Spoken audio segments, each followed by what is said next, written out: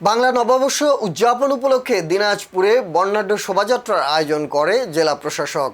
মঙ্গলবার 14 এপ্রিল সকালে Dinajpur academy school মাঠ থেকে বর্ণাঢ্য র্যালি বের করা হয়। দিনাজপুর সদর আসনের এমপি সৈয়দ জাহাঙ্গীর আলমের নেতৃত্বে বৈশাখী শোভাযাত্রাটি শহরের প্রধান সড়ক প্রদক্ষিণ করে স্টেশন ক্লাবে গিয়ে শেষ হয়। এতে নানা রঙের সাজসজ্জা, ঐতিহ্যবাহী উপকরণ ও উৎসবমুখর পরিবেশের মধ্য দিয়ে নববর্ষকে বরণ করে নেন অংশগ্রহণকারীরা। এতে আরও উপস্থিত ছিলেন জেলা প্রশাসক রফিকুল ইসলাম, পুলিশ সুপার জেদান আল মুসা, জেলা বিএনপির সভাপতি ও জেলা পরিষদের প্রশাসক অ্যাডভোকেট মোফাজ্জল হোসেন দুলাল সহ সরকারি বেসরকারি বিভিন্ন দপ্তরের কর্মকর্তা কর্মচারীরা। এছাড়া বিভিন্ন শিক্ষা প্রতিষ্ঠানের শিক্ষার্থীরা র্যালিতে অংশ নেন।